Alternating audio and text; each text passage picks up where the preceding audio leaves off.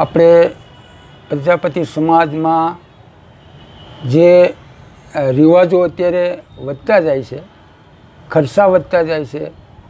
કોઈ પણ સગાઈ હોય તો 5ની જગ્યાએ ખાલી ચા પાણીનો ચા પીવે, ચા પાણીનું ખાલી હોય તો 100 માણસ ભેગું કરે કે ભાઈ અમારે ઘરે આવજો, અહીંથી પછી ત્યાં ઓલાને ઘરે જાજો, ઓલા પછી કે તમારે ઘરે આવો 12 વાગે તો આપણે પૂરું કરવાનું છે.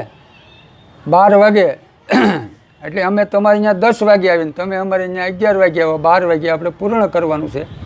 તો 50 ને 50 100 માણસ ભેગું થાવ અને એ ચા પાણી પીવો.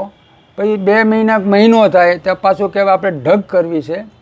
તો ઢગ કરો છો, તમે વાડી રાખો છો, વાડીમાં 500 700 કે 800 માણસ ભેગું કરો, 2 પરિવારનું થઈને સેવ ખમણ લઈ આવો અને સેવ ખમણ તમે લઈ આવો, ખર્ચો કરો છો. ખર્ચો એટલે આ એક આપણે ખર્ચો કાઢવાની જરૂર છે.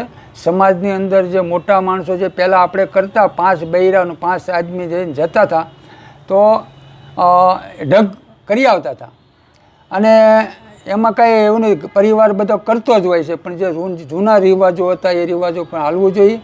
અને આજે અત્યારે આ મોંઘવારી અને ધંધા માટે કોઈને લોનું લઈ લઈને કામ કરે છે ને હપ્તા ભરે છે ને છેવટ માણસની આત્મહત્યાઓની પણ એવો સમય આવી જાય છે, મુજારો આવી જાય. ને ગરીબ માણસ હોય તો આપણે જાણીએ છીએ કે એને કોઈ મદદ કરવાવાળું પછી રહેતું નથી.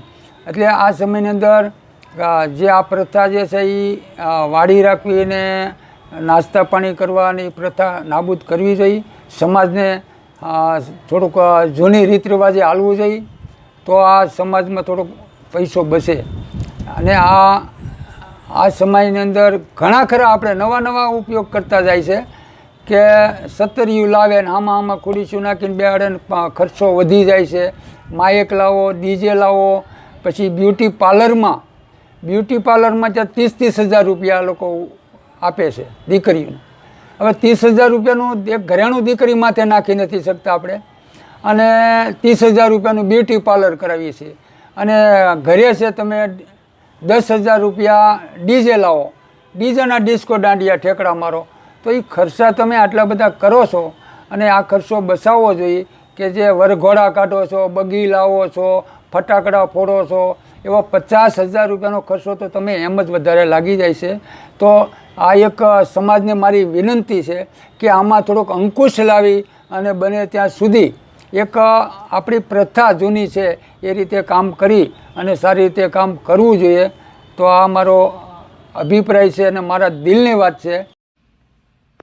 આગળના વિડીયો જોવા માટે આ ચેનલને આ રીતે સબસ્ક્રાઈબ કરો અને આવનારા વિડીયોનું નોટિફિકેશન મળી રહે તે માટે બેલ આઇકન પણ દબાવો.